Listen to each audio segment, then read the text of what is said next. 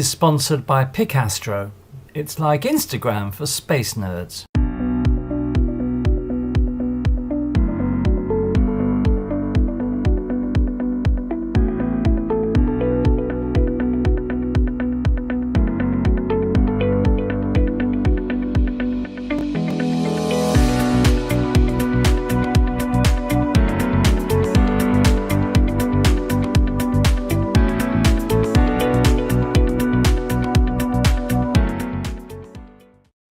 Well, good evening and welcome to Space Oddities. Thank you for joining us at such a late hour on this Tuesday evening / Monday morning, Wednesday morning.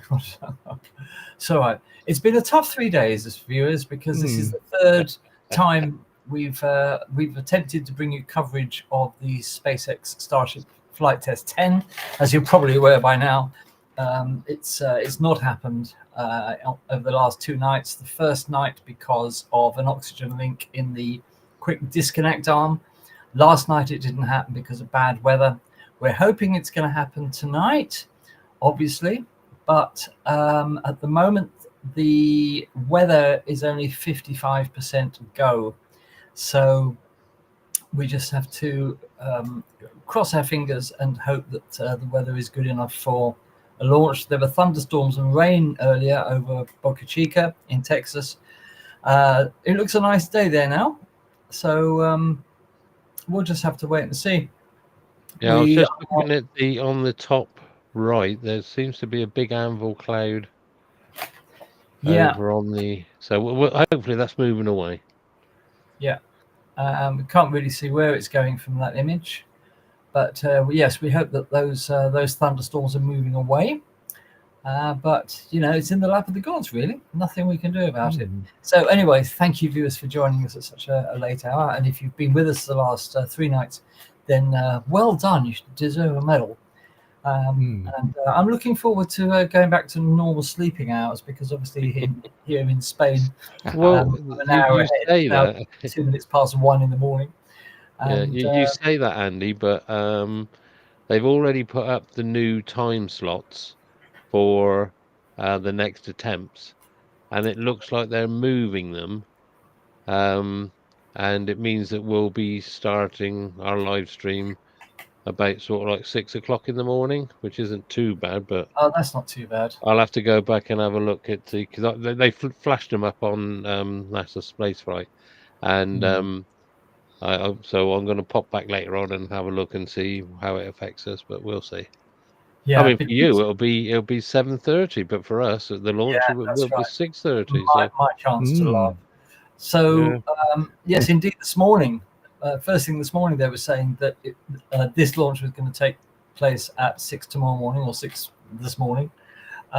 So they must have changed it, because we are now only 27 minutes away from launch, and as you can see at Boca Chica, cloudy with some sun, so it's not all bad news. But of course, the big danger, even if it looks nice with the blue sky, the winds are the most important factor. So if there are lots of thunderstorms about, you may get some pretty strong wind shear. I can't even talk now.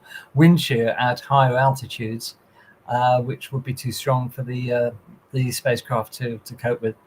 So it's all going ahead. Fueling is underway. There you can see the concern just there. Look at the. Yeah. So, yeah. That looks pretty threatening. It's moving away. Yeah.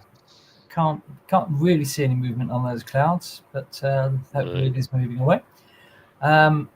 We are taking our live coverage this morning from NASA Spaceflight. So thank you to NASA Spaceflight.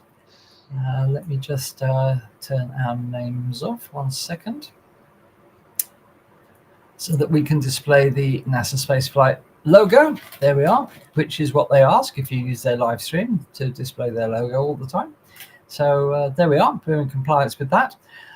Who have we got with us this evening then? Well, we've got quite a plethora of people coming in. People who were here earlier.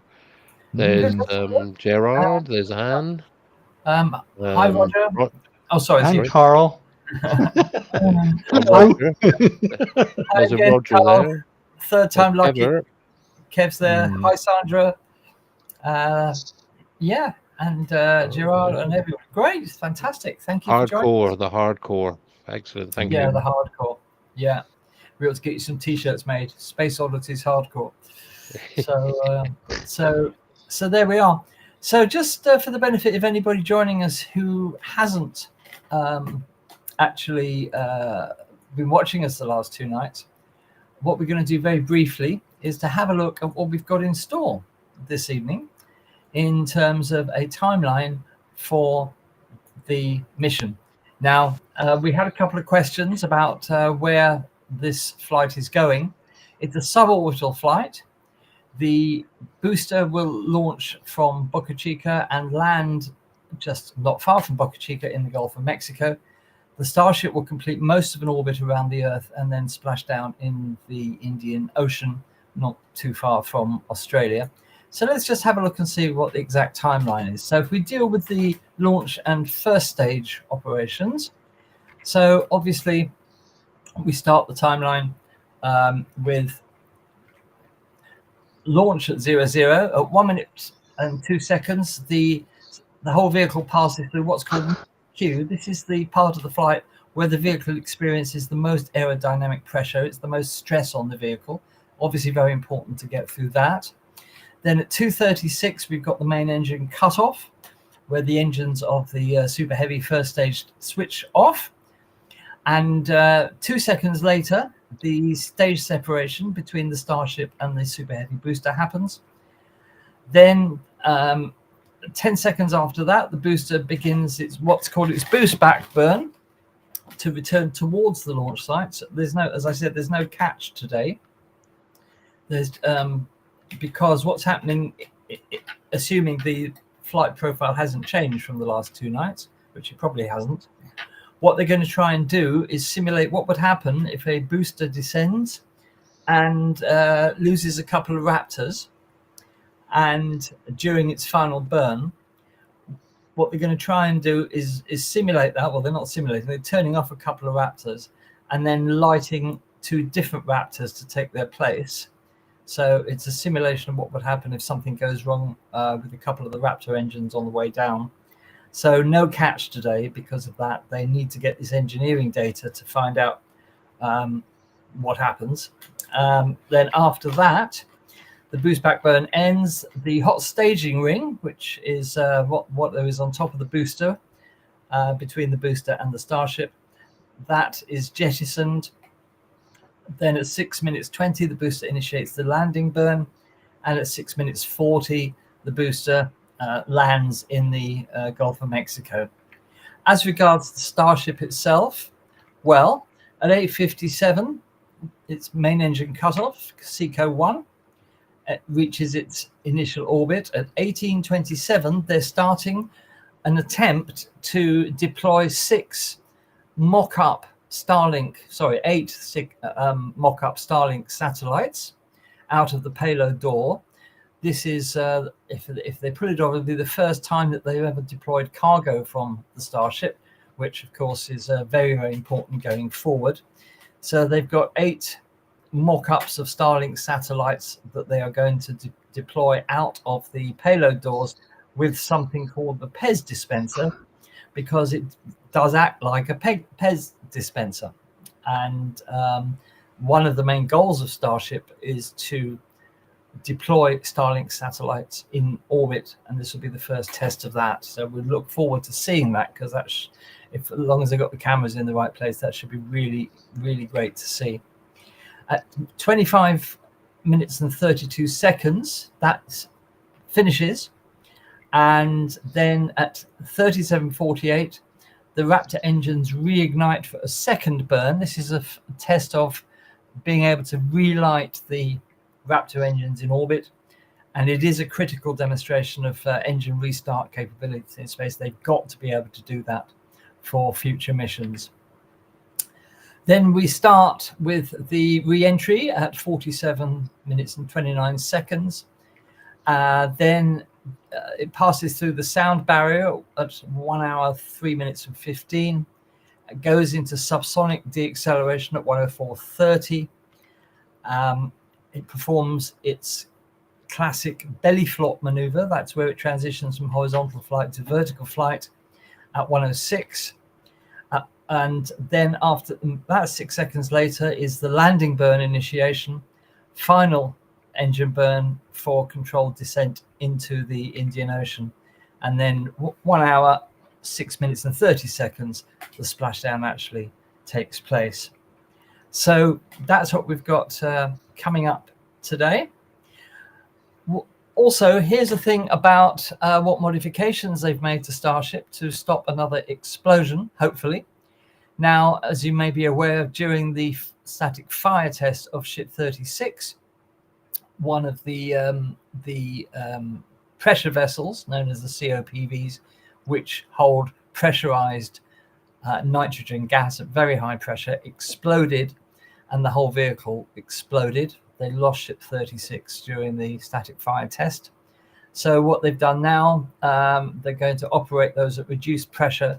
They think that the explosion happened because one of the vessels was either manhandled wrongly during installation or was manufactured wrongly, because they've never had any problems with these vessels before, not once.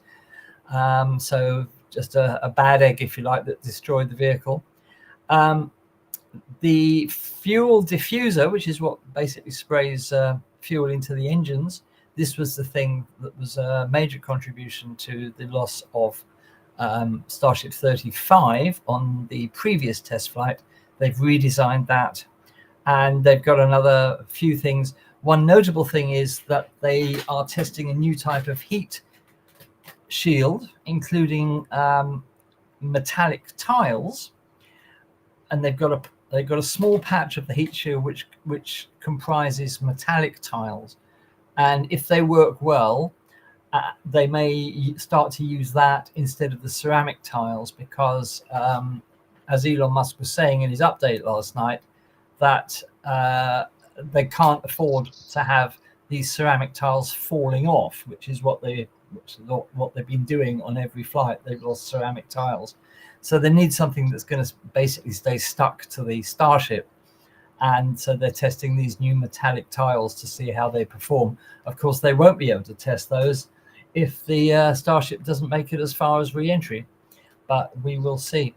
So that's basically what we've got coming up for you this evening. And how far are we off launch now?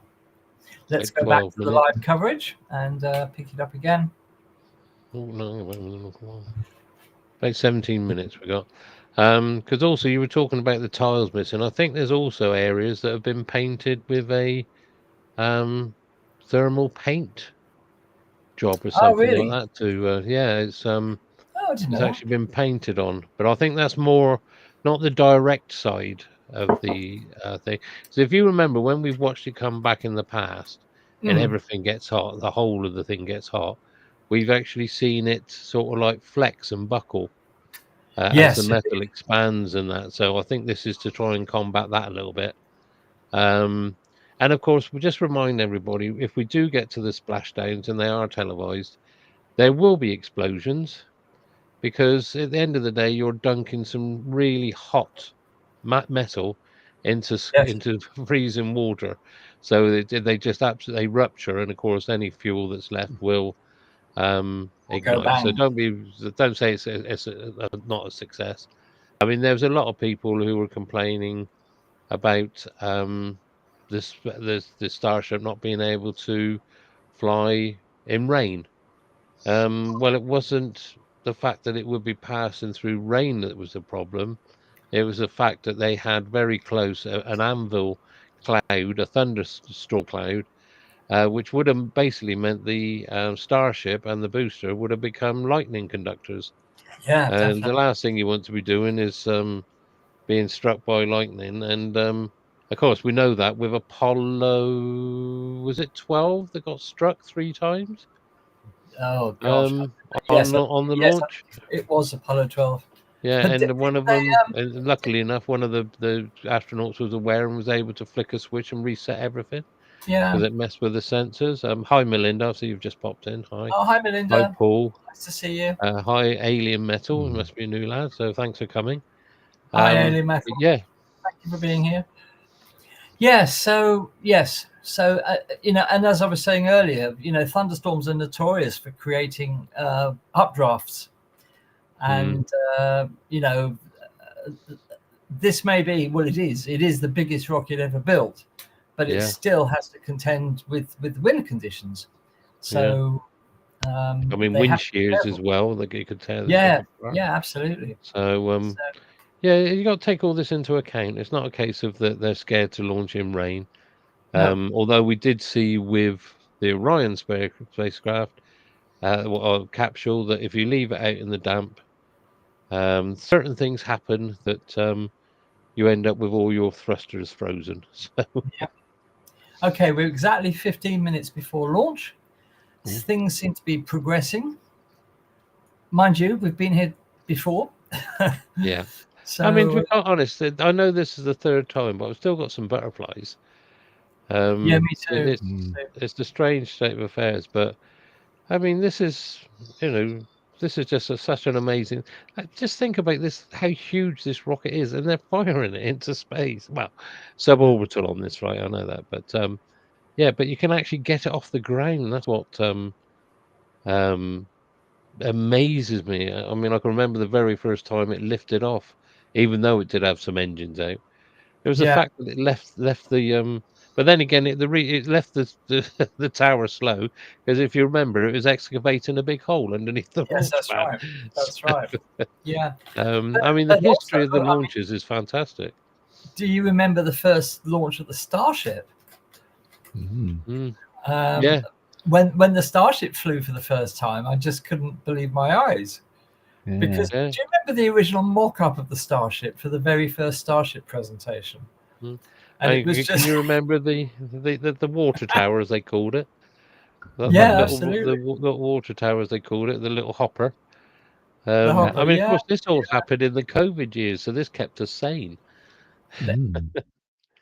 definitely. It was something to watch. It was something to watch because the first flight of Hoppy was in 2019. Mm. So we're talking 6 years to go from what was basically just a flying fuel tank to this.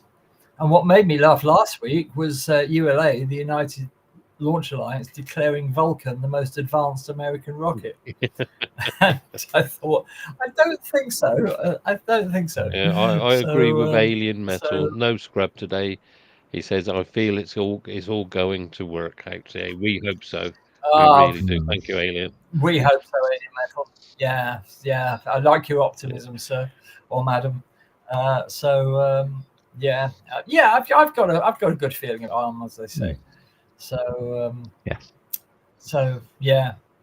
So let's hope that that all does work out. Okay, so nothing much appears to be going on at Boca Chica. They've got somebody.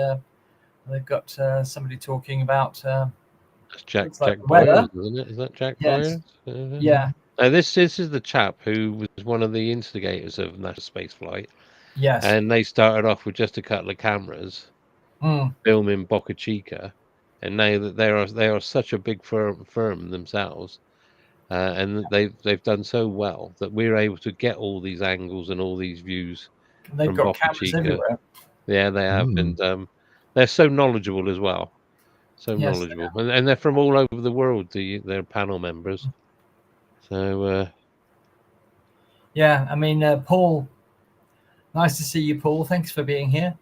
Paul says, agree. I think it's about 5,500 metric tons getting off the ground. Never fails to amaze me. No, it is incredible. Yeah. yeah, Um, you you know, try and bench that. You try and bench that. yeah. Well, I've done that a couple of times, and that no Oh, biggie. you're just showing off, showing off. Yeah, yeah. But I mean, it is very fashionable these days to have a go at Elon Musk. Um, but we need to separate that from what he's achieved with SpaceX, which is nothing short of astonishing. And I don't think there are many people in the world that could have achieved what he's achieved with Yeah, SpaceX. I mean, to be honest, I mean, for quite a long time, Elon didn't have anything to do with SpaceX, and all Mm. credit must go to is it Gwen Shotwell? Shockwell? Gwyn Shotwell, yeah, yeah, who took up the reins and she ran with it and she did a fantastic job. Yeah. So yeah, more power to her elbow. And but yeah, we need to. And the thing is, it's just something that I've just of listening to NASA spaceflight is that all the problems started when they went, as we've said before, when we went to Block 2. Yes. And in fact, not one of the Block 2s has actually been a successful flight yet. No, exactly. So they've got to get it right sometime. Yeah. But then we got Block 3 coming up. So Start all over again. start all over again, just when they perfected or may have perfected Block 2. Along comes Block 3. If you're wondering what we're talking about, the different models of booster and Starship, they referred to in blocks. So Block 1 was the first generation, if you like, of booster and Starship. We're currently on Block 2, and as Daz says, it's caused lots of problems, this move from Block 1 to Block 2. The different design changes have resulted in 3 losses of the Starship. And Andy, yeah, they're sorry moving to to Block interrupt. 3. Can you just refresh your space flight, because you're saying 21 minutes. Oh no, I'm sorry. I do apologise. That's our count up from Yeah, when we that's started ours. the Yeah, show. I thought yeah, he's saying yeah. 21 minutes. What's that? Sorry, I I'll do do apologise. Carry do on, it. carry on. Ignore Do it me. again. As I was saying, the next iteration of Starship and Booster Block 3 is coming up. Is it will it be the next test flight where they move to Block I 3? think they said there could be another couple of these flights. I don't Right. think this is the last Block 2 that they've got. I could be wrong. I think I said this the other day. I swore I heard someone that there's another couple of flights of Block 2 yet. And then we're going to Block 3, unless they decide, as from now, they will go to Block 3. Yeah. So it wouldn't be the first time he's just scrapped No, Starship, absolutely. cut them out of Absolutely. the lineup. So we'll have to look into that one. Yeah, we have seen this in the past where they've built starships, and by the time they finished building them, the design was out of date, and they've replaced the design with a new one. So they've scrapped the old starships and gone straight to a new design. We've seen that in the past. So we'll have to wait and see how that plays out. We're now 8 minutes and 47 seconds and counting from the launch. And still no word on the weather. It says 55% go. Still, it looks a lovely day, but you know, it's the winds. Yeah, And that looks as though it's cleared quite a bit, hasn't it? yeah, it has cleared. But I think it's what's off to the image I'm looking at the moment is what's off on the right hand side. Yeah, because I think that's the side of the Gulf of Mexico. yeah. So Well, if that's the case, then it should be moving eastwards, shouldn't it? If it's yeah, in the Gulf. hopefully, yeah, moving away. Yeah, But that looks yeah. a beautiful shot that's coming up. You'll That's see in a beautiful, second. isn't it? Yeah. Yeah, you'll see another one in a minute, which is absolutely Let's fantastic. just have a closer look at this. There we are. So that's a beautiful shot, isn't it? Mm. And remember, people, when this all starts to kick off, go full screen. Yeah, So absolutely. get the most of it. So and get ready to turn your volume down when the noise yeah, hits. especially if you got headphones on. Yeah, be careful with your headphones. I got caught out with that a couple of times. Yeah, this is loud. So yeah, beautiful looking. Yeah, there's a view coming up in a second with the sun behind it. It looks gorgeous. Yeah. We've got lots of venting going on. So everything's moving forward. Progressing. Ice lines and everything. So the countdown is still proceeding. Gosh, this is exciting. Yeah. Let's hope we get a launch out of this. So, viewers, tell us in the chat, is there anything in particular you're looking forward to seeing on this flight, or is it just that you want to see it successful, like we all do? Anything in particular you're looking forward to seeing? I'm particularly looking forward to seeing the deployment of the dummy Starlink satellites, not just for the visual thing, but just to prove that it can be done. Because those version 2 Starlink satellites, they're huge and they weigh about a ton each. And because of that, they can only pack a limited number on board the Falcon 9, which is what they're using to launch the Starlinks at the moment. So they want to be able to deploy dozens of Starlink satellites at a time from the Starship. So tonight is a test of whether the whole system works. That's going to be exciting. So there you are. Yeah, don't forget, viewers, you have any comments, anything we can help you with, then please do put them in the chat. And we're now looking at 6 minutes, just over 6 minutes before launch. Everything progressing well. We'll switch to the audio just a couple of minutes before launch so that you can hear what's going on. And, I mean, me personally, I'm looking forward to. Well, there's three things. You've mentioned one, the deployment of the dummy satellites, and I mean, this shows you how advanced NASA spaceflight are. The image you're seeing now, that is their production room. So, yeah. So anyway, as I was saying, the dispensing of the of the actual satellites, I look forward to that. I always, well, I love the launch. That's the second thing, but I always love the separation.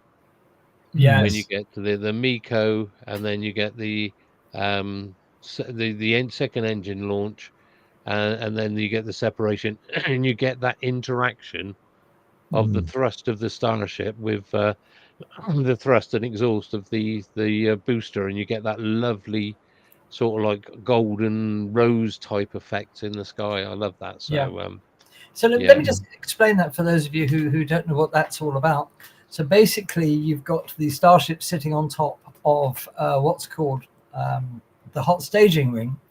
So what this means is that when the booster shuts its engines down, immediately the Starship will light its engines and accelerate away from the booster. This gives the Starship an added kick because the booster is obviously still accelerating at that point, even though it shut its engines down. So the timing is crucial. And the hot staging ring takes the brunt of the exhaust from the Raptors on the Starship, and that ring is later jettisoned. And this was a technique pioneered by the Russians. They're the only people who had ever tried it. And SpaceX, having considered a number of solutions for separating the Starship from the booster, came to the conclusion that the so-called hot staging, where the Starship fires its engines while the booster is still accelerating, is the best way to deliver the maximum kick into orbit for the Starship. And they've tried it several times now, and on each occasion it's worked absolutely perfectly. So we'll have to wait, and there you are. What specific ground side modifications or redundancies have been implemented to prevent future liquid oxygen leaks? Right. Well, the oxygen leak was actually in the quick disconnect arm. It wasn't in the plumbing between the oxygen tanks and the vehicle. It was actually in the quick disconnect arm. We don't know what they've done, but they fixed it. So I would assume that was quite a simple fix. I think they need a specific chap to go around and do a proper spanner check, make sure everything's tight. And because you remember when the SLS was launching, and then they found they had the hydrogen leak, and they sent those brave men, 3 of them, I think it was, if I remember right, into underneath the SLS, leaking hydrogen, full of fuel, ready to take off, and all just for them to go and tighten a union of screws of the nuts on the union and all that. But, and they did that with the whole thing ready to launch. Yeah, but alien metal, it could have been something as simple as a split in a hose, but whatever it was, they fixed it. So hopefully it won't happen again. Okay, we're going to listen in now to the last couple of minutes before launch, and things are still progressing, so there's no hold. Things are still going pretty much on target so far. Just remember, we'll have that structure on the there. It is. There it is. OLM vent returns. Booster load is complete. Right, booster load is complete. Great. And we have also. Sorry, Ryan. Just chime in here. We have another confirmation from SpaceX also that due to limited commodities, if they would stand down today, which right now it doesn't look like it, they would not be able They would not be for sure if they could try tomorrow because there might be a lack of commodities. So that is just an information. Should that happen, of course, we don't want that to happen. Back to you. We are hearing they are not planning to take that 40-second hold. I will say it again. SpaceX are not planning to take the T-minus 40-second hold. So we could be, everything's looking good, 1 minute, 20 seconds away from launch at this point in time. We should blast through that second hold point. We should see the flame deflector lighting up. We should see those engines lighting up afterwards. They're just beautiful, beautiful engines. Wonderful. The super heavy engine configuration is just Look at that. incredible. I think it's one of the most incredible engineering things ever accomplished. We've got SpaceX teams watching in Starbase, SpaceX teams watching in Hawthorne, California. They're very excited. We're very excited. Everyone in chat should be very excited. Under a minute from launch, 45 seconds to go. Okay, let's look at just, all the zoom in on detonation this. suppression system underneath that orbital launch mount, and then that flame deflector lighting up as well. 40 seconds to go. We should be blasting through that whole point. My goodness. 30 seconds now. We are going through the hold. There is no hold. We are counting down. Let's look for that detonation suppression system, which we should see underneath the booster. Oh my god. Now, T-minus 20 seconds. Here it comes. My goodness me. Stand by for the Whoa. deluge. Keep going. Go, go, go! Come on, water deluge. Make our day. We are go for launch. Here we There's the go! deluge. Here's ignition. Wow. Yes! Yes. Oh, thank God, no more late nights for me. What do you like? There it goes. Wow! Look at that. They all look lit. They all look lit.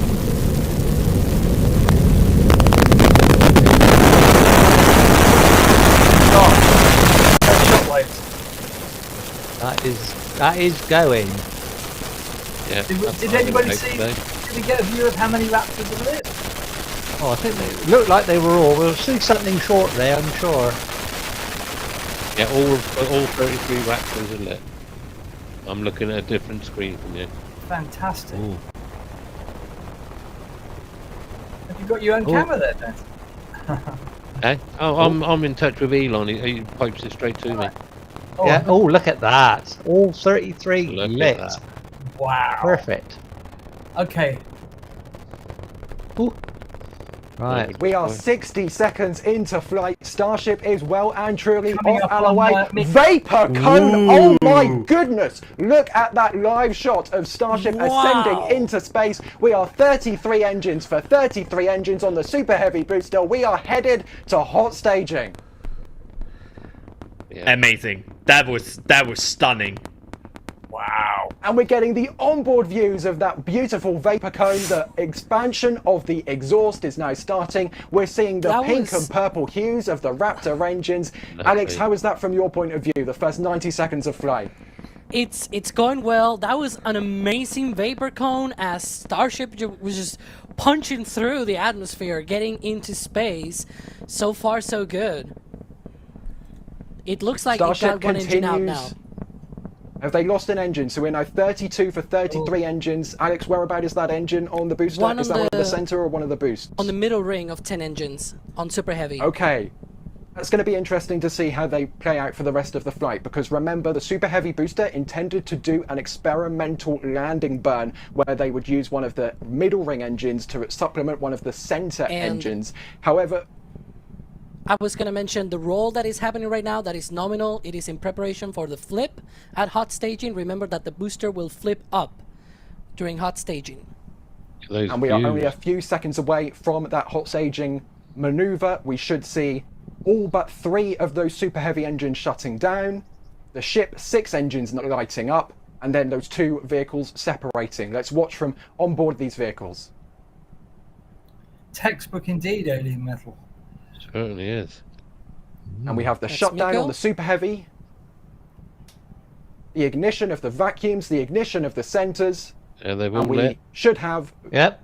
visual There we go. compilation. Wow. There we There's go. the flip. The ship has separated and the booster is now flipping around. The middle ring ignited on Super Heavy. That is now heading not back to the launch site, but close to it. We're going to the Gulf with Super Heavy Booster 16 this time around. So let's keep an eye on that boost back burn to continue going. Ship on its way. Absolutely, and the good news here we are seeing, Ryan, of course it's early in the flight, but 6 healthy Raptor engines on the ship. That is what we want to see. Yes, the booster is an interesting topic, but of course the big ticket item today is that ship, and we want to see these 6 Raptor engine continue to burn. We see the middle ring of engines shut down on the Super Heavy booster. Those 3 Raptor middle engines continue burning for a few seconds longer, and then after that we should see the the hot staging ring jettison from the booster. SpaceX doesn't keep that attached for this Block 2 generation of booster because it's simply too heavy. It messes up its aerodynamics and its mass on the way back in. And we can confirm that the boost back burn has shut down on the booster. That single engine in the middle ring that went out on ascent is also what was also out on the boost back burn. So it's gonna be interesting. I'm starting to think that it probably just is not there at all. Maybe because usually they try maybe to it ejected the Raptor. Yeah. Yeah, I'm not sure which, Alex, maybe you can answer this, but we have seen before a booster go out in a Raptor go out in flight on the booster before, and then it came back. That engine relit for the landing burn. Yeah. So that could happen this time around if indeed the engine is still there. I'm not sure which particular booster that was, but we can see now the venting from the booster. Alex, this all looks normal, correct? And the hot staging ring as well. Yeah, the venting is normal. They dump the propellant on the main tank. Now they're going to be using just the landing tank. So you see separation the hot staging ring and the Super Heavy booster. Those are separating away as things stand. See them kind of glide down towards the ocean at the current same relative rate. But very shortly, here it comes. The booster will start to fly down towards the ocean, and the hot staging ring will it's kind of like a pancake. It'll sit in the air much longer than the hot staging than the booster does. Yeah, now what will happen is the booster will go to an angle of attack during the atmospheric glide of 17 degrees offset to the direction of the airflow. That is not as punchy as they tested before, but still a big punch in terms of aerodynamic forces that will go through this booster. So I want to preempt this. There is a non-zero chance that that booster might solve some structural issues. Go ahead, Alex. I don't think they're trying that on this one. They're actually not trying to force that, if I'm not mistaken. Oh, okay. So the entry should be a normal one, but it is the landing burn, the one that we should be looking for, because that's the one that's going to be testing out interesting things. We're still seconds away from the landing burn, tracking the booster, going through that vapor, going through the atmosphere. Stand by for engine ignition. It should be coming shortly of those middle Raptor engines. We are standing by, and there is the landing burn igniting over the Gulf. Let's see if we can stick with the booster here. It will be hovering above the Gulf. It looks like we have now down selected to those center Raptor engines. Booster continuing down. It's going to hover. Expect the hover. It seems to be stationary. Let's wait for engine shutdown, and we should be getting a beautiful explosion. There is shutdown, and the booster plummets towards the water. Here it goes. Stand by for impact. Boom! There we go. Wonderful. It did use a middle ring of the engines, one of the engines on that middle ring. It did use successfully that one as a backup to one of the center engines. It did simulate successfully the engine out capability on landing. That was amazing. Let's go to that ship, by the way. Exactly what SpaceX wanted them to do. Adrian, let's keep an eye on the ship. 6 Raptors still burning. It had a bit of spinning in a bit, but it seems to be stable now again. There was some, but that could be a planned rotation. Yes. Yeah, that was a planned rotation. So at this point in time, with 7 minutes and 20 seconds into the burn, 6 healthy Raptor engines, that's good. So far, we are not seeing any issues on this ship. Everything looking good, looking what we want to see. Please do it, Ship 37. Yeah, Alex, to you. Just like happened on the last flight, when they do that directional flip with the booster at hot staging, they rotate it, and then when the ship is going on its own, then it flips back to the original orientation from liftoff, right? And so that's essentially what they did with the ship on its own as it was going up into space. But so far so good. Let's hope it keeps continuing to be like that. Another We're minute or 8 so. minutes into flight at this point. Ship continuing on its way. We are seconds away from Seco. This is the point that ships in the first 2 blocks of flight. It's a bit longer, I think. They extended that a bit. I heard a sonic boom, I think. But either way, we're getting very close to Seco. This is a point that the first 2 Block 2 ships didn't get to. The last ship did.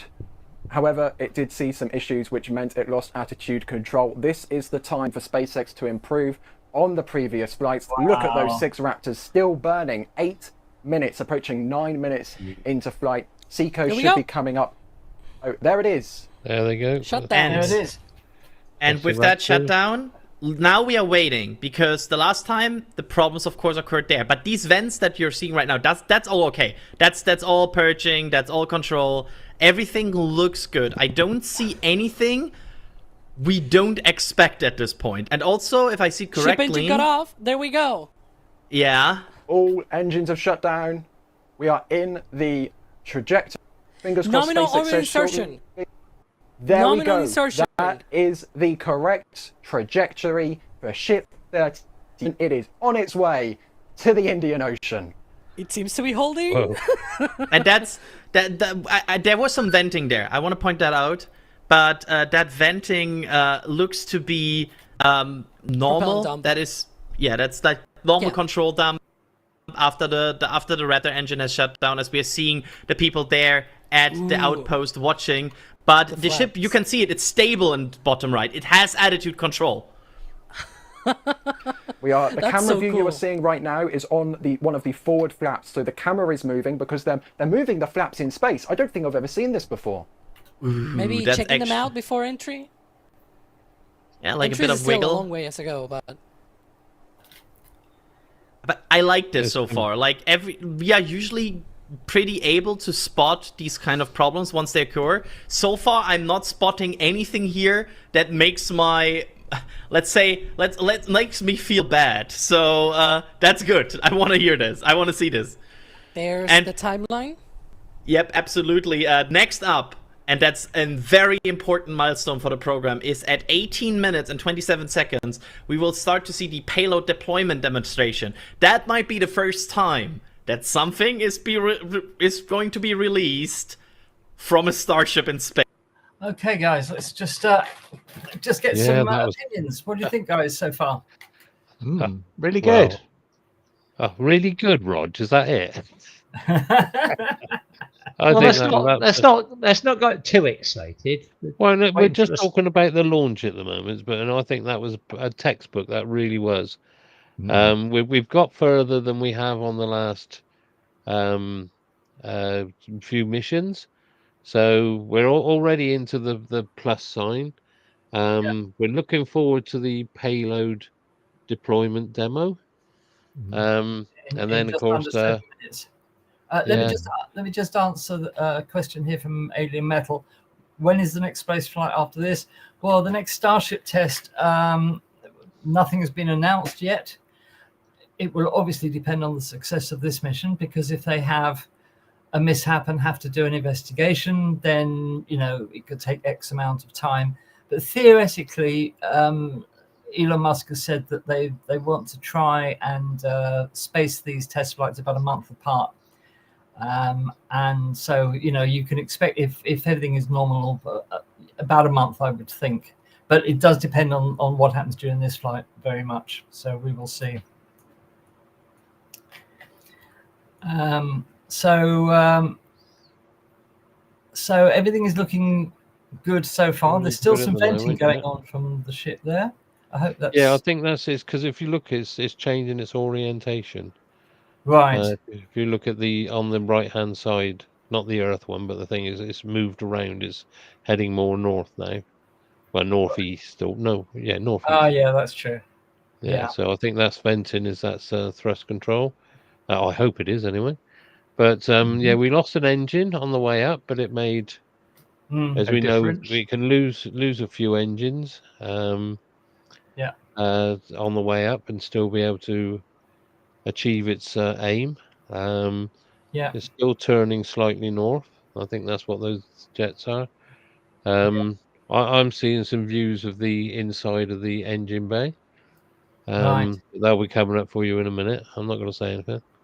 But yeah, it's Looking oh good so well, far. you know, I mean, that's got rid of most of my doubting Thomas scenario. Okay. What was that?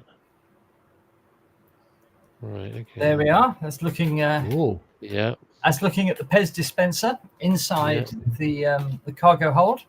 And can you see the condensation moving around? Yeah. I can't see it now. Lovely Yeah. pink color. Yeah, the condensation is the air that's trapped inside, condensing. At least we Yeah, haven't well, got no. fuel globules floating about this time. No. Did you see the tiles on the back of the fin for testing? You can just see the edge of them there because we're going into dark now.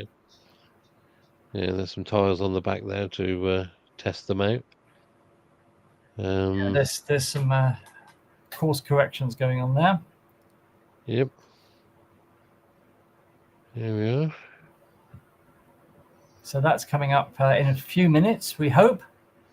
We'll see the payload door open and the satellites ejected one after the other, which takes, if I recall correctly, 10 or 12 minutes. And meanwhile, back on Earth, some police cars at the barricades at the end of the public road to Boca Chica. I don't know why, but there you are. And you can see the condensation moving there. Look, the condensed. Yeah. So that's still a couple of little things. So the deployment should start around 1827. Yeah. Into the flight. So another we've got 3 a little minutes. while, Paul, I hope they cleared it with Hal as well. Open the cargo bay doors, Hal. I'm sorry, Dave. I can't do that, Dave.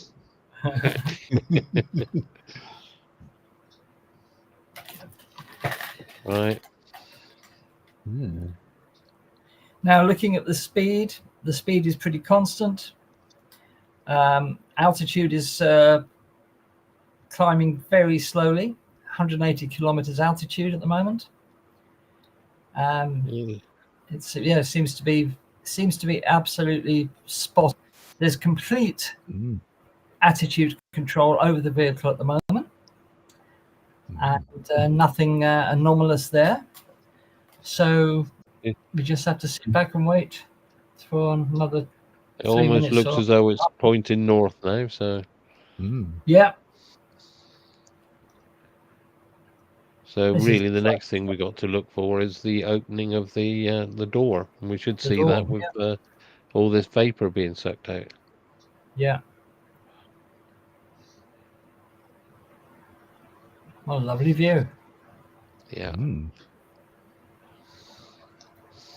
So that camera's actually mounted right on top of the Pez dispenser. Yeah. And you can see at the bottom of the shot there, you can just see the dummy Starlink satellites. And it'll be good to see this working from the inside to see how this mechanism works. Yeah. Because it does work like a Pez dispenser. So there's some better views coming up in a second. Well, I was just going to say, well, hopefully we'll see these deploy. And of course, what we've got to remember is these images are coming from Starlink. Yes, indeed. Because if you remember, when these things used to return through the atmosphere and the ionization, we never had any images. No. But because they can now put, is that the doors opening? I think the doors might be opening for that to happen. Yeah, it's all cleared now. Hal, let him go. Yes, there you are. Look, you can see it's moving. Right. Oh. So I'm just seeing stuff. Oh, I'm going to keep... The door is opening. Yeah. I'm going to turn my mic off. The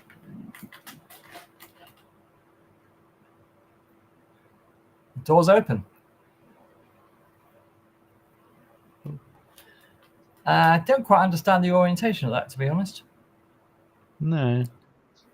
Just wait. Oh, Yeah. yes. We've got about another 20 seconds or so before they attempt to deploy these dummy Starlinks.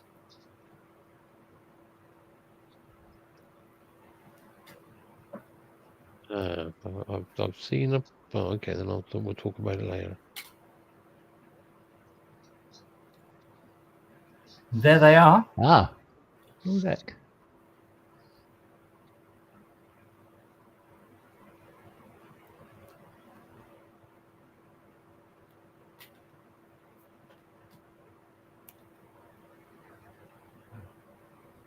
Oh, That's all right. Don't worry.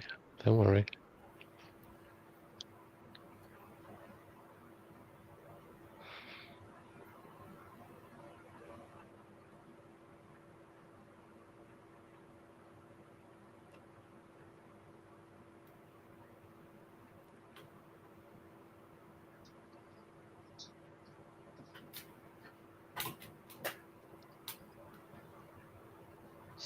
Yeah, be patient.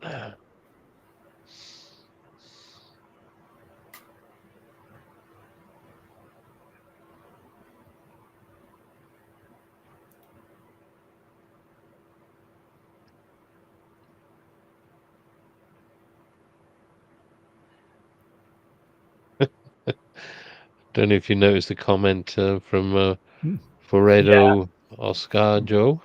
yes. There we are. Look. There he goes. Oh.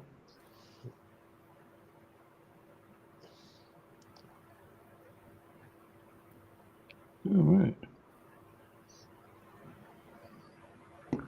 That's the first one out.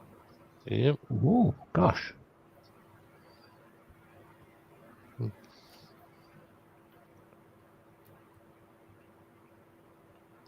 Look, there it goes.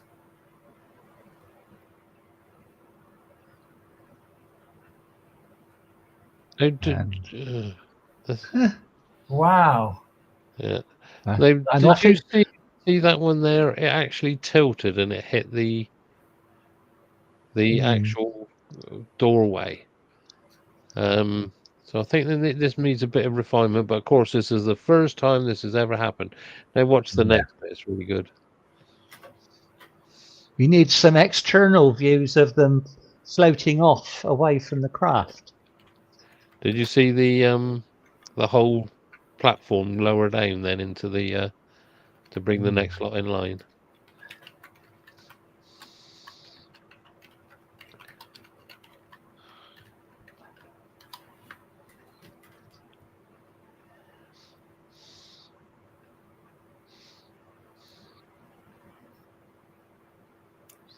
And the next one, please. Mm-hmm. You can see the chain mechanisms working on the side. Yeah. This is truly amazing stuff, you know. Yeah. There we go. Off you go. Yeah. Don't forget to write. Will they be returning into the atmosphere and burn up? Yeah, they will. Yeah. That's what they're designed to do. There's not much of it to vaporize, really, is there? Fortunately. Oh. Goodbye.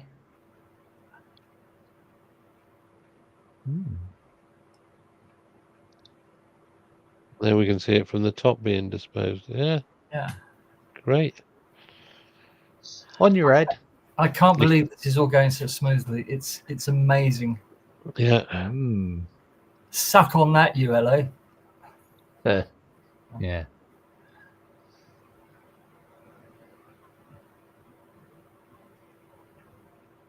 Think about the breakup of there it goes, lowers again for the next lot. Yeah. Of course, like I said, we've never seen anything like this before, so this is excellent. And the views that they're giving us are really great. Shame about a bit of breakup, but you can still see what's happening. Yeah, absolutely. Yeah. Well done, SpaceX and Starlink.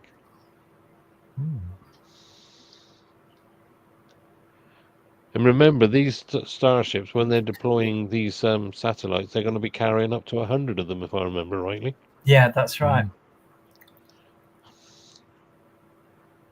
Off we go. Oh gosh, that one's going out a bit quicker. You think how much testing has gone into this, though? That's right. Yeah. But of course, doing it in microgravity, of course, is very different to doing it on the Earth. So, you know, the design is incredible. I love that bicycle chain. Yeah. Yeah. Nothing wrong with the Blue Peter design. No, absolutely not. If it works, don't knock it.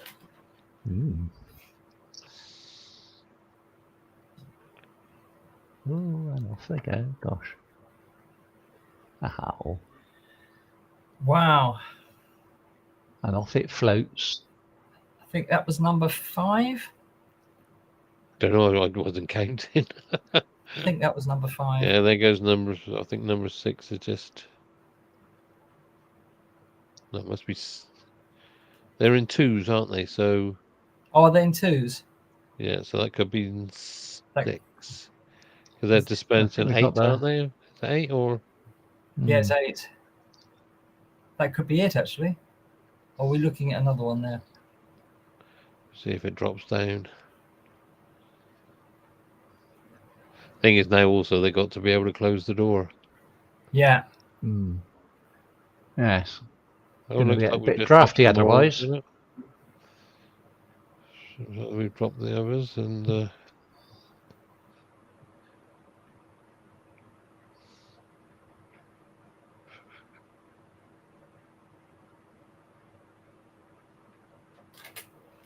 There goes another. There we go. Yeah. That must be the last, I think. Yeah, that's the last. Yeah, I think it froze for number 7 going out. Right, let's get this door closed and then we'll be well away. Yeah. Oh, no, there's one more. Right, That's it. No, that's it, isn't it? Oh, is that the Yeah, pushy thing? Is it? Yeah, that's the. Oh no, there he goes. No, That's the last one. Ooh. That's the last one, yeah. There's probably somebody outside with a shotgun blowing them out. Paul! Paul! Fire! There goes a Fezzy. And of course, that door has to Yeah. close. Oh, They cannot re-enter with that door open no. for obvious reasons. Oh, that's it. It's just all going back to home position. You can also see the Yeah. dome of the top of one of the tanks. Yeah, that's the forward dome of the I don't know which tank that is I actually. should think it's the bottom one, which is the methane. Isn't the oxygen at the top? Yeah, I think it must. Yeah, I think the oxygen one's on the top, isn't it? Yep. Don't know what we're looking at now. Is because we're in the dark now. But is the door shut? That's the thing.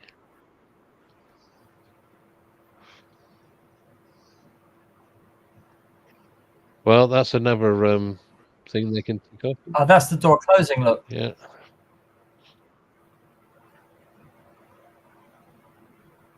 Come on. Yep. Oh, I see. Yeah. Yeah, there it Yep. goes. Doors yeah. closed. Yay! Doors closed. Fantastic. Wow. Absolutely 100% so far. Oof, yeah. Yeah. Apart from the failed Wow. Raptor, that didn't cause any I don't think that problems was a- by the look of it.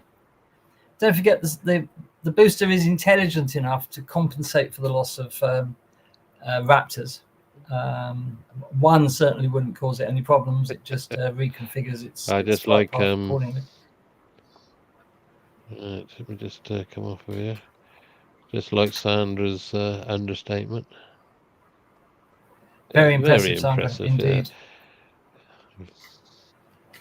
Okay, well, the next part of the mission, next part of the flight, will be the Raptor relight, which is coming up. I can't remember exactly when. But Ow.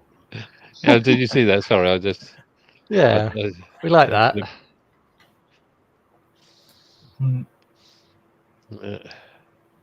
Well done, Paul. Yeah. So- yeah. Ow. So, yeah, what do people Wow. think? Yeah. What do you think?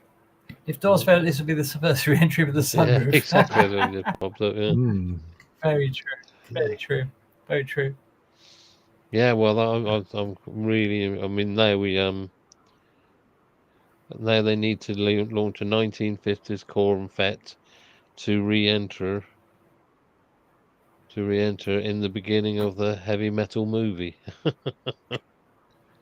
Okay. That's a point. I wonder where Elon's Tesla is. It's on its way back out again, isn't it? I think so. Yeah. Yeah, that's right. Mm. It is, yeah.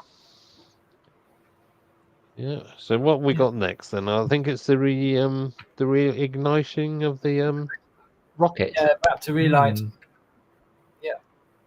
yeah, Raptor in space relight, and that's at 3748. So we got a little while to go yet. Right. But that was well, there you go. What can Amazing. you say? You know, what can you say? It's absolutely so far, as you said, not Roger. It's textbook. Mm. And considering the problems they've had since the last flight, they should be really Wow. chuffed for themselves. Yes. I mean, this Pez dispenser probably needs a little bit of work on it, but that's what this is all about. Find out how to do it, Yeah, absolutely. because it did seem that some. Yeah, Kev says great stuff, superb images. Indeed, Kev. Yeah. Indeed. Yeah. So, I mean, like I said, it did look as though some of those dummies left at an angle and were just clipping the door.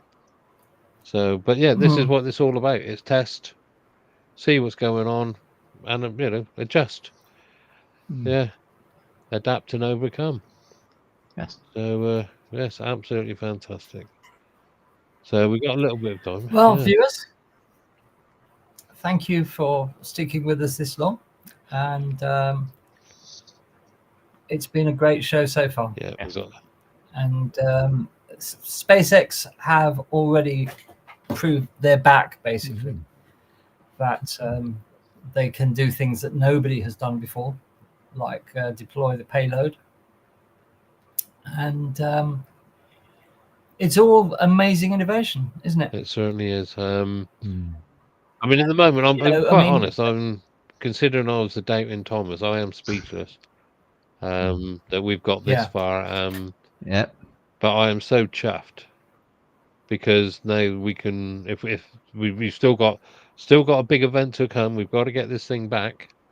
But so far it looks like we're back on course now. A little bit on course, and we just got to up the frequency of the testing and get back in line a little bit. So if anyone can do it, it'll be SpaceX. So well, indeed. But you have to remember that all of these ideas came from Elon Musk. For example, the chopsticks, the idea of using those giant mechanical arms to catch the booster, and then in the future the Starship as well. That came from Elon Musk having a Chinese meal one night and using chopsticks. And he just thought to himself, why can't we have giant arms to catch the vehicles? And to take that from an idea to actually making it work, when a lot of people were skeptical that it would work at all, we've seen 3 out of 3 successful booster catches using that. And this Pez dispenser was his idea as well. He thought up the design for this. So whatever you think of the guy. So just for the minute we can. You can't sorry. deny that I was just going to say, so just for the minute we can catch our breath, have a sip of coffee, and then look forward to the main event, the re-entry. So when is the Raptor relight? It's relights in 37:48. So we've got about 6 minutes. So and then we've got then 10 minutes later we start the re-entry. Okay. Well, I've because it's now after 2 a.m. here in Spain. I need another coffee, so I'm going to go grab a coffee. So I'll be back shortly. Right. Or any beverage of your choice. Yes. Yeah, coffee will do. Back shortly. Yeah.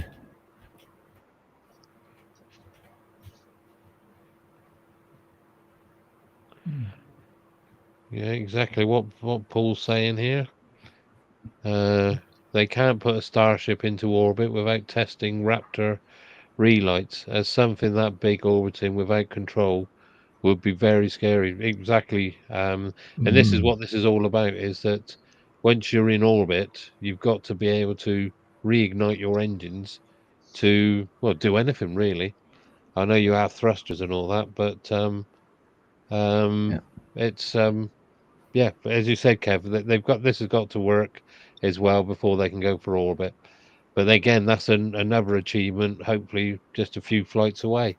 So yes, thanks for that, Paul. And they need to And see how Carl, the new metal tiles are going to yeah, this is what I cope. mean. This is one of the main parts of this. Is the main event is for the re-entry, for things not to melt and fall off and thing. And Carl says, when the dummies re-enter, will they be visible from the UK? Actually, I'm quite honest, I couldn't tell you, Carl, because I don't know exactly whereabouts over Earth they were, or how long it's going to take them to re-enter. But that's what they're designed to do. Is to re-enter and burn up in the atmosphere. So keep your eyes open. That's all I can say. But I don't think it's on a orbital path that will bring it No, I up think here. it sort of heads towards South Africa Yeah, over yeah, that and way, so it'll be going way south. so I don't think, I think as Roger just said, I think it is the orbit doesn't bring it anywhere near the UK. So I mean, if you do see them, then we know something's gone wrong. Yeah. It's been a very strong wind. Yeah, solar wind. Mm. Right. Yeah, we got just looking at some views of the engine bay. I'm just looking at the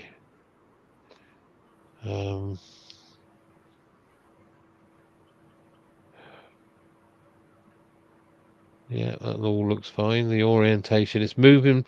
It seems the orientation is now moving back to the east. So I'm wondering whether it moved itself to the north, so it was flying a bit sideways to dispense the actual satellite, so they didn't catch So the they don't tail or get blown something. on the side around. Yeah. So that's probably because it's definitely moved back towards the east now. Yeah, and if I can actually see, in answer to Carl's question, the Starship is actually just flying over South Africa now. All right. So yeah, there's no way we would see anything come back. No. So I hope that answers your question, Carl. Unfortunately, I am cheating. I'm using a third screen, and I'm seeing just things a having a little look bit as well, actually. Yeah. I got it about a minute away on that one. Because I've got a delay of about 3 minutes. 2 minutes. About 2 minutes. Yeah. I've got 3 displays and they're all showing different times. Slight delays, different delays. But right. Yeah, Paul's confirmed what we were saying. Unfortunately, no, we won't see them.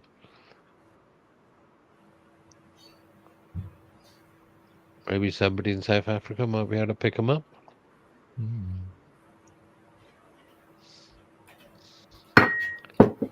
How do they decide the target re-entry corridor plan?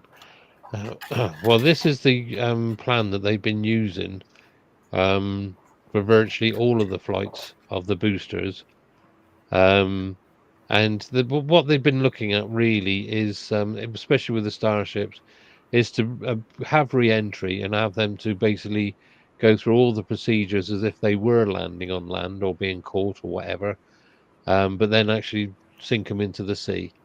But it's the same plan that they've used virtually all the time. And of course, with the booster, what they were doing was boost it back towards the launch pad, and then bring it into or over for catching or for depositing in the Gulf of Mexico. But it's how they do. I mean, I think it's because it covers less. It travels over less civilization. And because the events that were happening that destroyed the previous ships, it happened quite early in the whole flight, and then they were still over. What were the islands? Can you remember, anyone? Was it the Bahamas?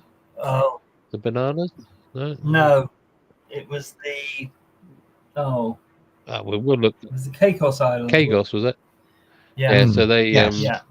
so they did get a bit of debris, but really hardly any of the stuff has come down on land.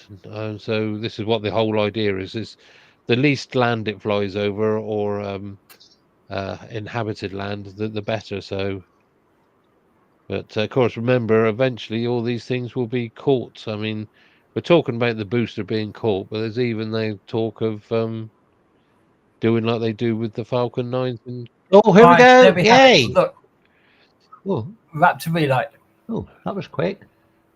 and Oh, it lit. right. Was that it? I think that was it. Don't blink, you'll miss it. Oh, okay. Okay.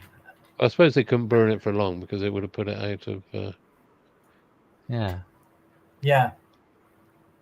Oh well, that worked. Well, that's another success. Raptor relight in orbit. Okay. Oh, okay. Well, that's another one you can tick off. Yeah. But as I was saying, Andy, it looks as though it's now orientated it more to the east again. It's over South Africa. At the moment, so it's coming in, and within 10 minutes we should start to be able to see the re-entry, and what we'll be looking out for is the plasma forming around the fins and everything, and fingers crossed that we've got this. And of course, because we've had 3 disasters, they've lost 3 chances of getting data on all the tiles. So again, we're sort of like back to where we're testing all the new tiles that they've put on there and all the new ideas. So hopefully this will give us the data that they want. Yeah. Looks like it's going to be flying south of Madagascar. Right. Or it goes into the Indian Ocean. Madagascar. Okay, Daz, what's next? Next is the actual re-entry. So that's about another 20 minutes. Excuse me. Another 20 minutes. Oh, excuse me. Oh, Okay. sorry, I'm choking. I've got bones in my coffee. Ow. Yeah, so we've had the Raptor relight, and then at 47:29, Starship starts re-entry. So we've got about 7 minutes. All right. So, then what we're looking for is at 1 hour 3 minutes it'll go transonic, and then 1 hour 4 minutes and 30 it'll be subsonic.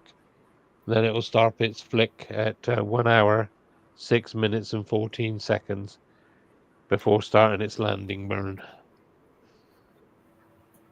So still got a few things to go. A few T's to cross.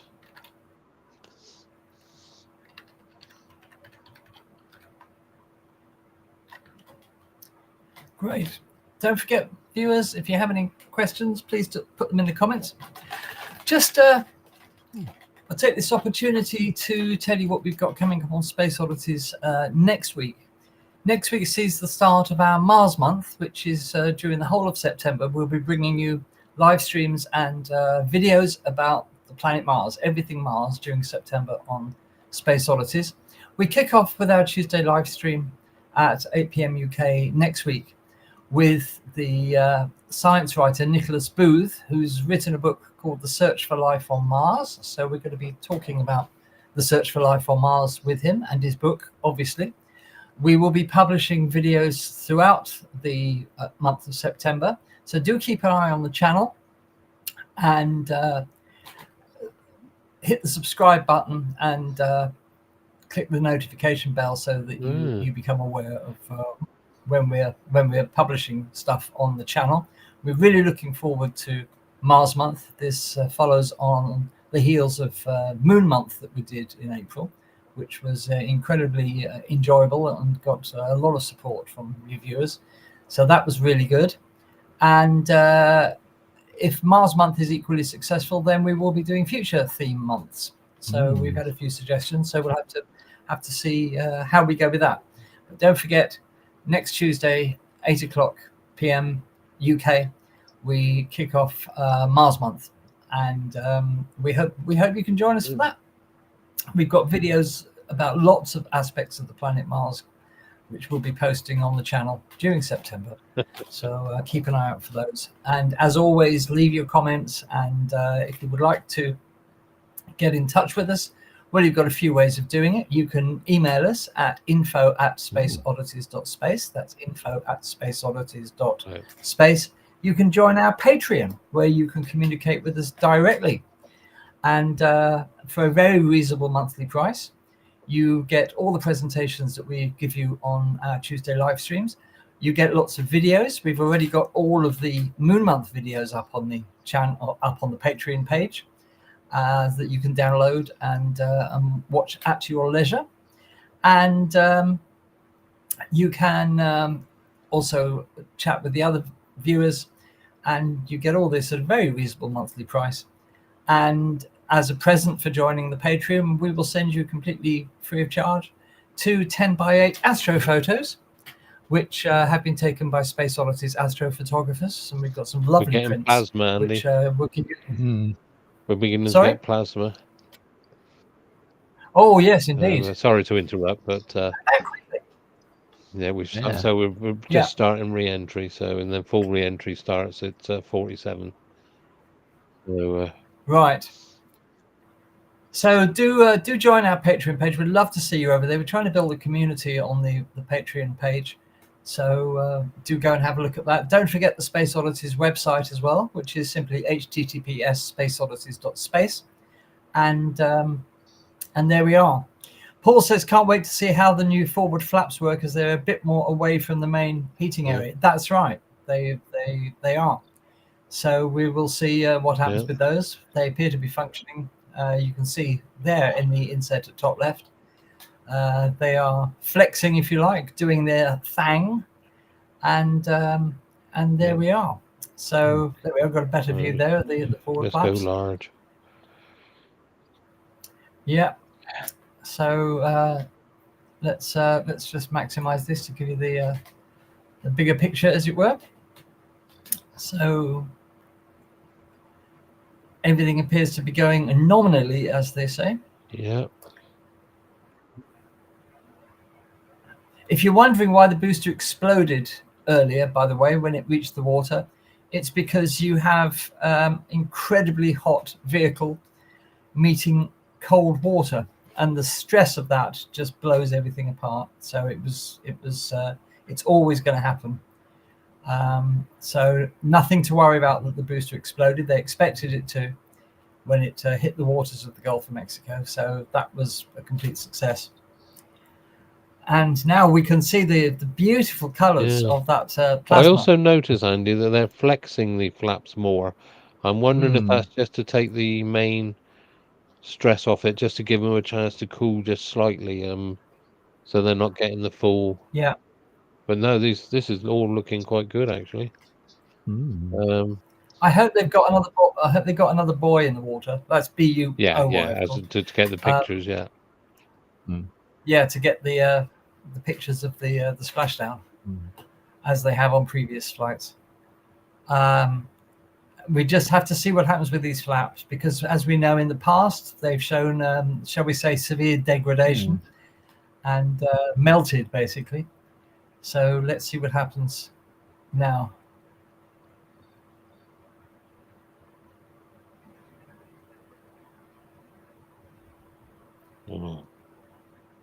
What's kind of annoyed me was so many people sneering at the fact that they've had a few explosions on recent test flights. This is a development program. This is to be expected. This is the rapid iteration program that has enabled Starship to become the most rapidly developed rocket in history. And the rapid iteration program, whereby you design something, you build it, you fly it. If it doesn't work, fly it again after making modifications. And this has enabled the incredibly rapid development of the whole Starship system. As I said earlier, we went from the first flight of the of Hoppy, the flying fuel tank, in 2019 to this in only 6 years. There's been no other rocket development project in history that has moved that fast. So this has proved to be a winning strategy. To contrast it with an organization like NASA, NASA will spend years designing out any possible fault that could occur with the vehicle. Oh, what was that? That was an explosion. Something's gone in the engine bay. It looks like the actual collapse of the sidewalls. Yeah, so you can see it's losing attitude and all that. And also the flaps are beginning to I'm looking at the wrong one, but things aren't going well. There's a big chunk of just when everything was going so well. A big chunk of the engine bay just fell apart. What was that all about? I'm going to put the volume up. Hang on.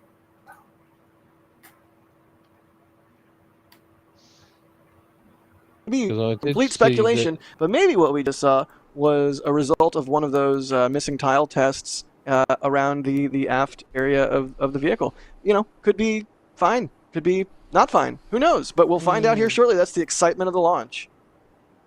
Still seems under control. I did see if says anything interesting, we will take that live, so you will get to hear that live along with us. We're seeing kind of streakiness coming from the aft section. This is very reminiscent of the entry kind of visuals we were getting from the Block 1 vehicles. It looks slightly different because, of course, the ship design is slightly different. Fingers crossed. It looks as if whatever energetic event was, it doesn't appear to have had an impact on the re-entry of the vehicle so far. My concern right now is whether that had an impact on the engines, because, of course, the sea level engines will be used for that flip landing burn for a soft splashdown. So if there's any damage, they look to be intact, but if there's any damage, right, so at this point, the flaps have control. That means we're getting into a dense enough part of the atmosphere that the flaps can start controlling us. We're not only reliant on those kind of reaction control system thrusters. We're gonna wow, look at that. Yeah, it's it looked like potentially I mean, there's always a chance that something that shouldn't have an ignition source also caught an ignition source, to word it like that, because there's of course a lot of methane on the ship, and or potentially even a COPV, who knows. But for now, it doesn't seem to be. I think we are seeing some parts flying away from the ship sometimes, but overall, I think this is still stable. It's also interesting to mention as well that the heat shield tiles that they removed is one of the things that happens is that they remove tiles on one side, so the other is clean. Yep. Oh, and we're seeing some more things being ejected. Maybe some of those tile experiments causing some breaking up of that looked to be coming from that left, I think, port aft flap. Yeah.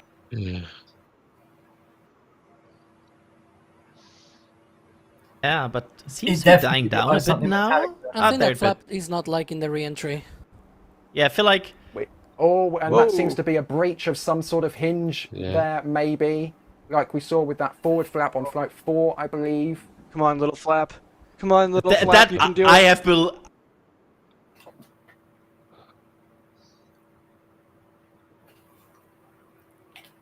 I have never believed so hard in my life than into these hinges and flaps, so I'm sure they will be. Peak heating? It's... Do we think there's... When is peak heating? Do we know? It will be ironic if now it's the aft flaps the problem, after having redesigned the forward flaps. I mean, so far this still looks better than...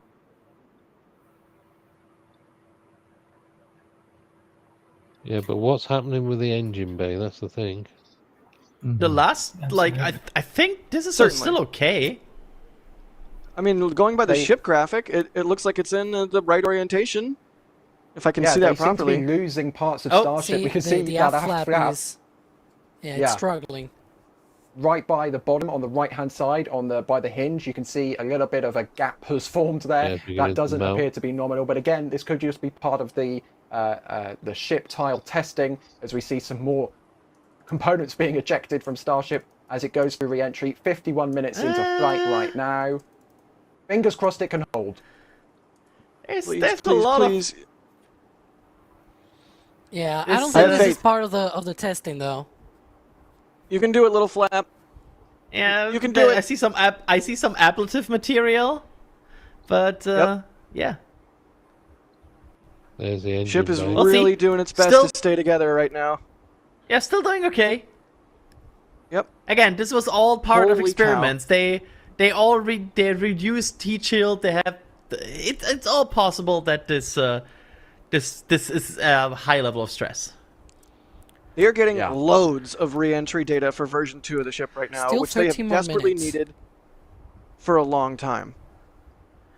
I mean, it's still having control. I will not be negative as long as that ship has control.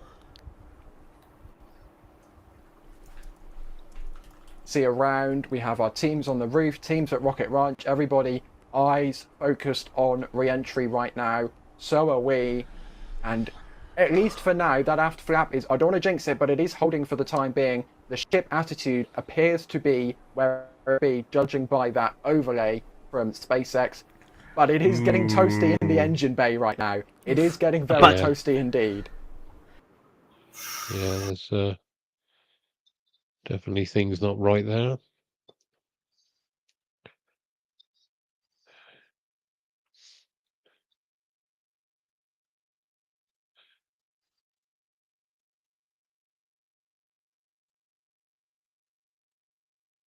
Right.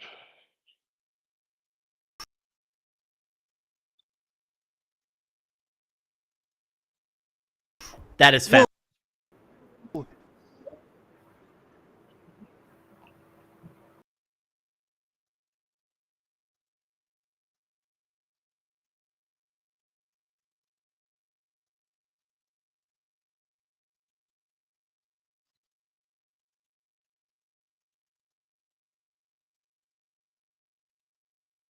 Sunrise. I think that was just the plasma building up. Now it looks to be the actual sunrise. But yeah, we still have 13 more minutes until that landing. Boy, this can we just take a moment? So nerve-wracking. For real. Can we just take a moment to appreciate the fact that we're getting live re-entry views as the ship is literally fighting to stay together? Like, what the? We're just like taking that as normal at this point.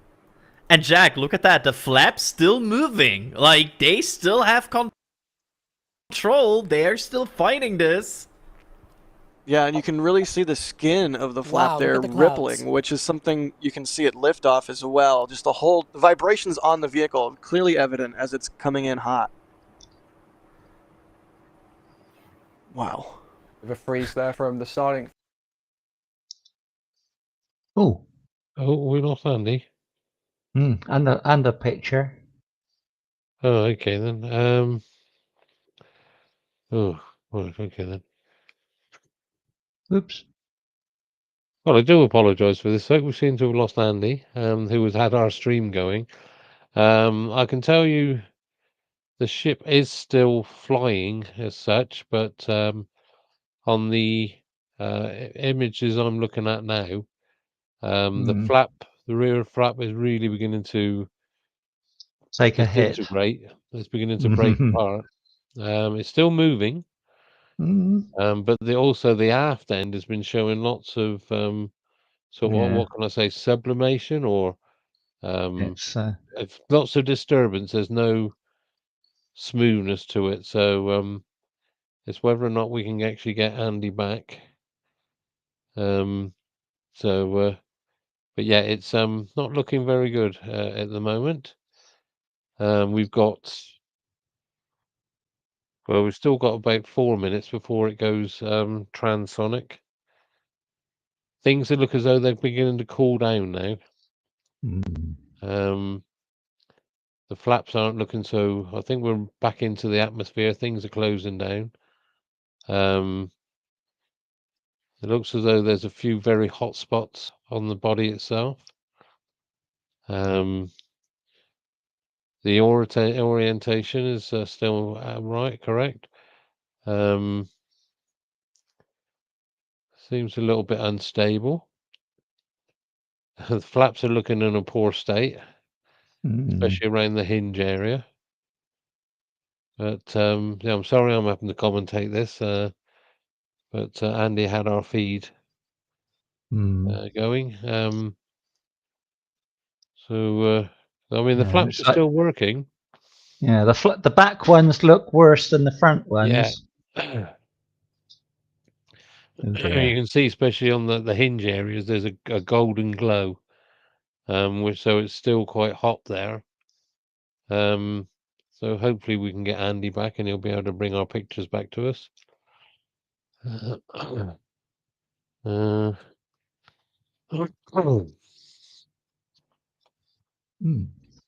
Let's have a look, see what we can. Okay, here he comes. Yeah. So yeah, it's things are still looking very hot, but like I said, the forward, as Roger just said, the forward flaps, although they look very hot, they have no sort of burning through, whereas the back flaps have, unfortunately. So it survived the main part of the re-entry. It's whether or not the engines have been damaged for when we have the reignite. Even the flaps now, you can see the joints where it was really burning. They're cooling down now. So I think it survived the main part of re-entry. Yeah. But that was a bit of a moment, and we've still got to see, right? So we've just got to make sure that the engines reignite and we can get this thing down now. I think they're about 5 minutes. About 5 minutes away, I think, from the next phase. Yeah, it still seems to have its attitude correct. But G-forces, they seem to be dropping. So I think we've gone past the main fallback. It's losing speed now, so it's back into the Earth's thicker atmosphere. It's losing speed quite rapidly, although it keeps sort of like fluctuating. Yeah, it's still coming down. Its altitude is 27 kilometers. So let's hope we can get this thing down. And I really do apologise that we've lost our link.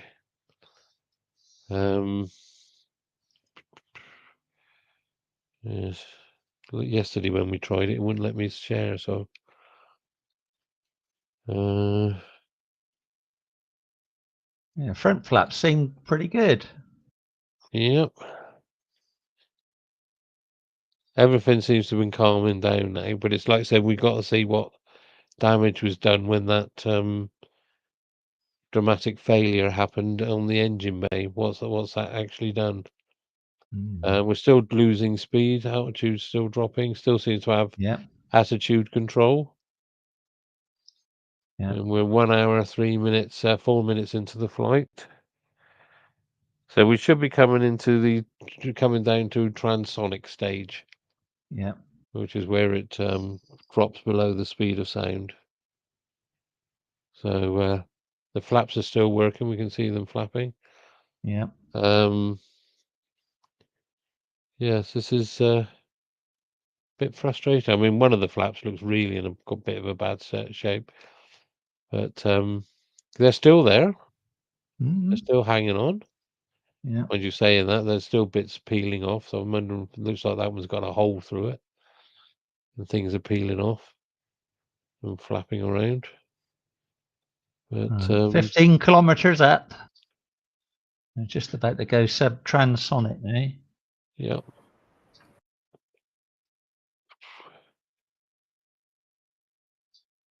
Speed still decreasing. Lovely. I mean, the forward flaps that we're looking at now do seem to be in a pretty good nick, but it's the back ones that seem to take most of the. But of course, with the attitude is coming in, it's sort of like with it's got its how can I say, its back end down, the engine bay down. So yeah, but it's still there. It's coming down through the clouds. There's a lovely images. Oh, shame you can't see them. I'm so sorry. But yeah, we're coming down towards the cloud level. Yeah, less than 5 miles up. Yeah. So we're coming to 3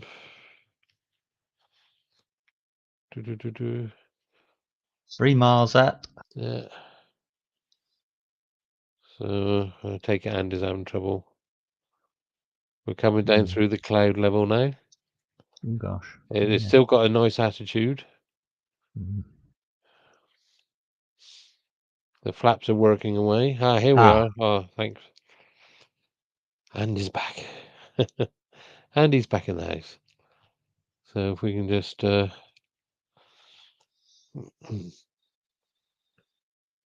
yep, the flaps are working really hard. We can see the waves now. They've restarted the engine. It's flipped. We're coming down towards the sea, and yes, there it is. Oh, the boys tipped away. Yeah. Oh God, that flap looks a bit mangled. Yeah. Yes, they're not very pretty now. Those rear flaps. Of course, what I've been describing is advanced to what we're seeing here now. Oh dear. That's a very bent fin. Look, yeah. Here we go. Oh look! Wow. Yes. Hey, it landed. Well done. And then it's not exploded. There we go. And there we go. There we go. Good night from me. Already, so throughout that, we managed to get to see it at the end. So, well, what does one say I about do apologise, viewers, for that. I had a bit of a malfunction of my PC, but managed to get it back at the end. Well, I tried to do a running commentary, but of course it's not the same as seeing it. But yes, the whole thing, it completed the journey. It did. There's a hell of a lot of work to be done on re-entry. Yeah. I'm sorry. I mean, that was a bit traumatic. How it survived, I do not know. But it completed the whole situation. But there's, like I said, they've got to do some real hard thinking about how they're going to, especially with tiles and things like that. Because if we can't get these ships back in one piece, then you're not going to have the turnover, which is what they're hoping for. Because if you've got to completely virtually rebuild the ship, because the flaps are all burnt through and all the tiles are burnt away, then you're not going to get the turnaround. No. But well, anyway, we'll have an analysis. Yes. When SpaceX get their data back, and hopefully we'll find out what happened in the engine bay. Thankfully, it didn't damage anything because we got the relighting of the engine, and it did hover, and it did just drop down and gently touched into the sea. Paul, absolute pleasure. Thank you for being here, Paul. Yeah, thank you, Paul. Yeah, we'll always be here when there's something like this going on. So thank you for being here. Right. And everybody else, thank you so much for being with us this evening. It's turned into a complete, more or less complete success of a mission. But as Daz says, they've got to get that heat shield sorted out, especially on the flaps. Yeah.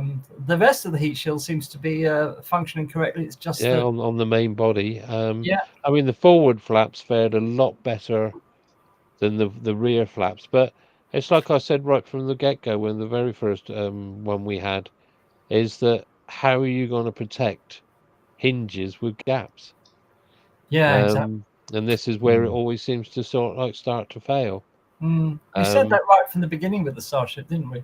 Yeah, Yes. So it's just how can you have flaps with gap, because you've got to have a gap in there. Yeah, and it's a weak point, and it just seems to be proven again and again. I mean, at the end, I don't think you saw, Andy, but the when they showed the rear flaps as it was coming back in and everything was cooling down, they were sort of like quite not badly as torn to shreds as we've seen them, but they were still in a pretty poor state. Yeah, I saw it on the final descent. Yeah. Yes, and when the forward flaps seem to survive a lot better. So yeah. So there we are. All right then. Well, listen, viewers, we won't keep you up any longer tonight. So thank you very much for being here. We do appreciate it. You're a great bunch of lads and ladies, and we do appreciate you spending your time with us. So don't forget, next Tuesday we commence Mars Month on Space Oddities with Nicholas Booth, the science writer, and we'll be discussing the search for life on Mars, and we'll be posting videos on the channel throughout the week, not just next week, but during the whole of September. Keep an eye on the channel. Join the Patreon. Join in the chat. Tell us what you think. Your feedback on what we do is vitally important to us to improve what we do here at Space Oddities. So do join the Patreon for quite a modest sum every month, and we hope to see you over there. So from all of us at Space Oddities, and I'd just like to say thank you for being here, and we'll see you next Tuesday. And that's it. So have a great week, everybody. Take care of yourselves. Look after each other. And from all of us at Space Oddities, a very good evening.